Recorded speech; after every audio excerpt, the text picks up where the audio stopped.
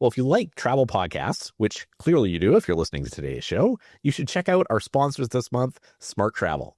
It's a new show from NerdWallet. It's all about making your money go further when you travel. Stuff like when it makes sense to actually book using points, how to avoid paying for bundle deals that aren't really deals, all the tricks that can kind of save you money when you're planning out your travel. We'll drop a link here in our show notes so you can give it a listen. You can also find it wherever you get your podcasts. That's, again, Smart Travel from NerdWallet. This is a Voyescape podcast. You can find all of our travel podcasts from around the world at voyescape.com.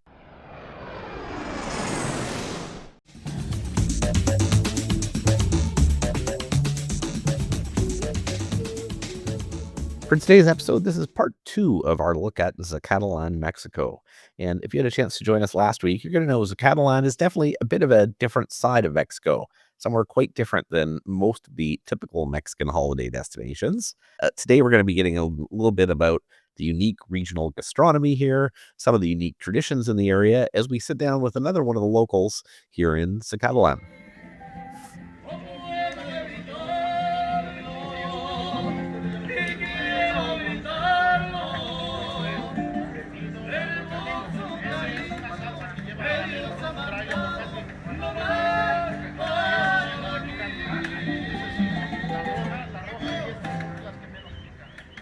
My name is Angelica Herrera, and I am the owner of Casa Madera.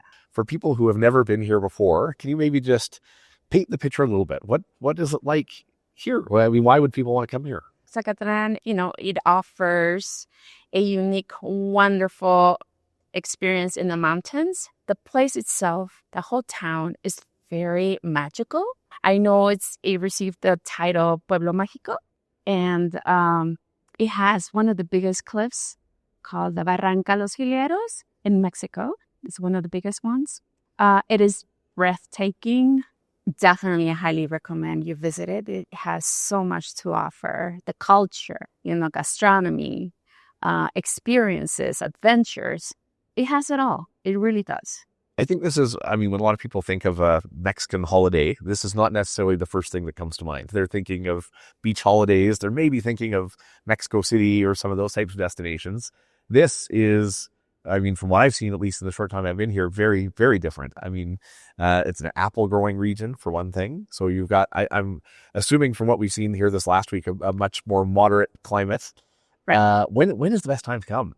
The best time to come is definitely in April, May, June, August. We have our town fair and we really go all out. Tell me a bit about it. Well, that's when you crop the apples, and it's also a very religious town. So we celebrate our Virgin, and so a lot of famous groups come, a lot of ceremonies, and we have a big, big parade, huge parade.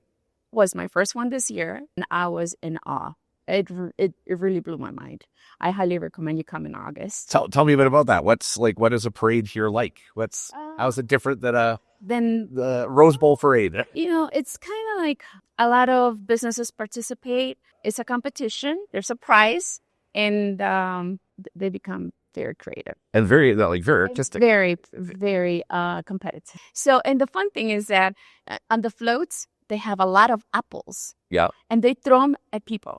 And I said, oh my God, would people not get hurt? Well, you have to be ready. And yes, you could get hurt. You get hit on the eye, on the head.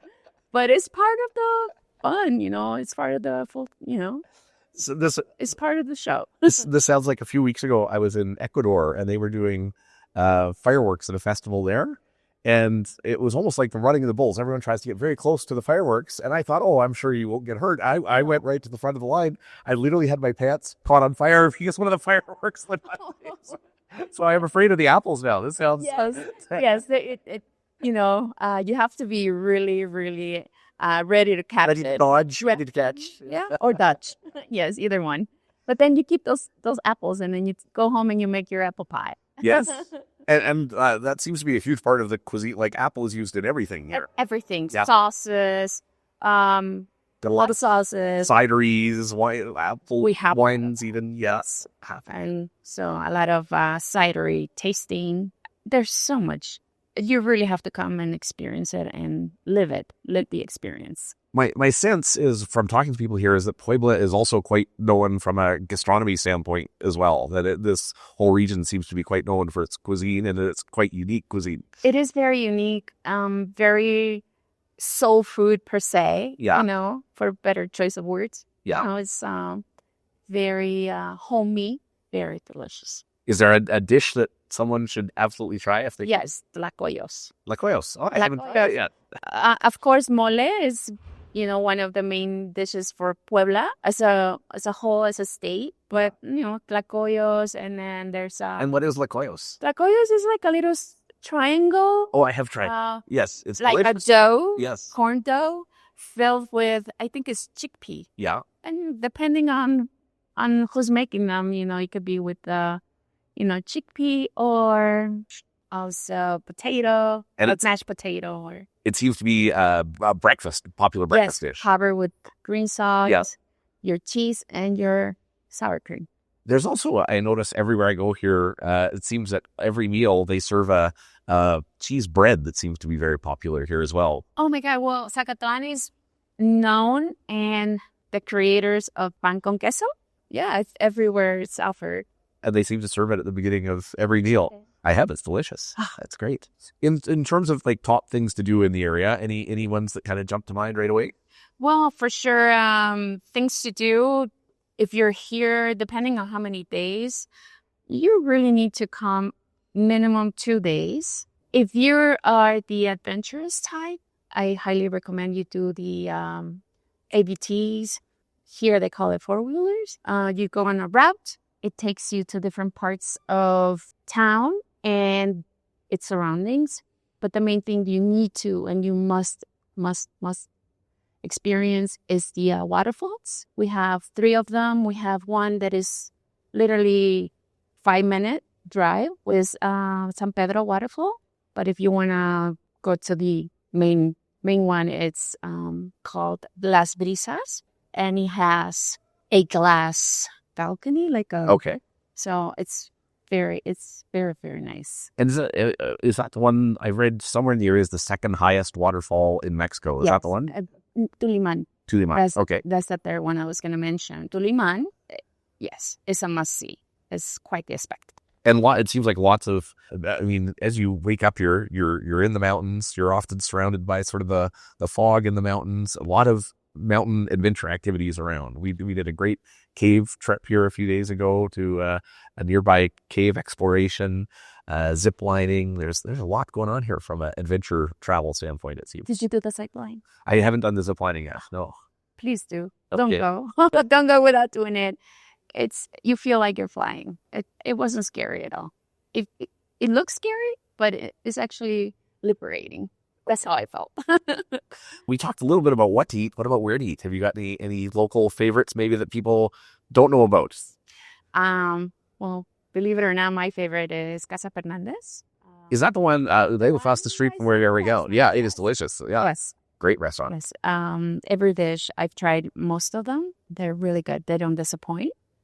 And the drinks are really The drinks were very good. I can attest to that. And bartender really does. I heard, I didn't get to try it, but I heard they have a very good Mezcalina. Mescalina and a very good mole lasagna. Somebody told me it's very good as well, but I didn't. Well, there you go. Last night. I'm more of a tequila mezcal girl. Yeah. But yeah. Another one is called Casa Horno, but that one you find down the block. Okay. And it's about the same price, and the food is really good. It's more international. It has more pastas. If you're trying something, it's more like for the locals. They want to eat something different, But Casa Fernanda has more of the dishes of more traditional Mexican. The traditional and regional dishes. Mm-hmm. Okay. Yes. And then Mi Viejo Pueblito, which is by Hotel Casa San Miguel. Yeah.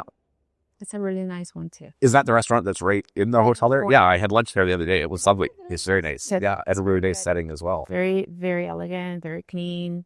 Everyone's very hospitable. That was a beautiful hotel. My understanding is that one's been there for a very, very long time. The building itself, yes. As a hotel, I think they've been there for 5 years. A very nice hotel and spa there. Your hotel had a chance to see a little bit of today. It looks phenomenal. Do you want to talk a little bit about that? Yes, of course. Casa Madera, we've been in the market for 2 years now. And what's unique about Casa Madera is that we're right on the edge of the cliff, and you get a whole 180 view of the whole majestic cliff that you already saw and of the city. Also, what's beautiful is that the fog comes and fills it, and it looks like an ocean. You want to throw yourself, but please don't. And so it's one of the beauties of Casa Madera. And really kind of very modern design, minimalists, I would say, sort of design, very Instagrammable. Yes. Thank you. Yes, it's very, my idea was to have a rustic modern concept. Yeah. And, luxury in the mountain, and, you're home away from home, and, so that you have a really nice rest after all the adventures. A lot of people that have come, a lot of my guests say, oh my God, why have I been going to the beach when there's such a beautiful, there's more to Mexico than beaches, you know? Yeah. There's so much more. Mexico has so much more to offer, and Zacatlán definitely has. I'm not going to say it has it all, but, we're so near Mexico City. We're 2 hours and a half ride to Mexico City, to Puebla City, to Veracruz. The beach is 3 hours away. You can go and come back, spend the night over there and come back. I think the location, Zacatlán's location, is privileged. Yeah, and it seems to be a big weekend destination for people living in Mexico City. My sense is it would be a really good place that, if you're going to explore Mexico City, to pair together with. I mean, to do a 2 or 3 day trip here together with a trip to Mexico City, you would get 2 very different sides of Mexico and 2 sides of Mexico that are getting you a lot deeper into the culture than the beach resorts, and really getting you a different side of the country for sure. Absolutely. Yes, I agree. Thank you. Terrific. Thank you. Thank you.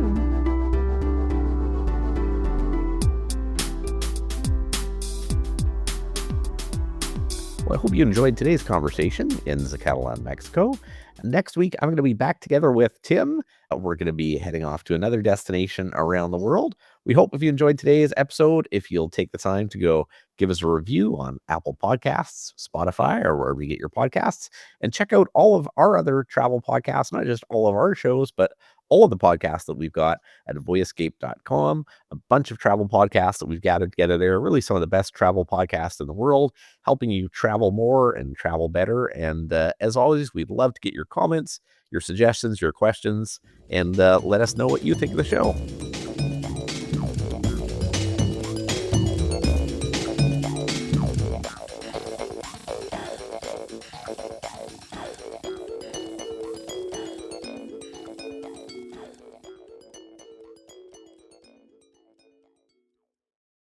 A quick shout out to our sponsor this week, Smart Travel, a new podcast from NerdWallet that's packed with tips to help you travel better and spend less. They've got episodes on things like which travel cards are actually worth it, how to book peak season trips without paying peak season prices, and how to spot flight deals that are actually deals. It's smart, it's super practical, definitely worth a listen. Travel smarter and spend less with help from NerdWallet. Follow Smart Travel wherever you get your podcasts. I'm Pauline Fromer. I've spent most of my life writing, talking, and thinking about travel. Not just where to go, but how to go in a way that's meaningful. On the Fromers Travel Show, we explore the trends, people, and ideas shaping how we see the world. If you care about the why as much as the where, I hope you'll join me. You can find new episodes weekly at voyescape.com.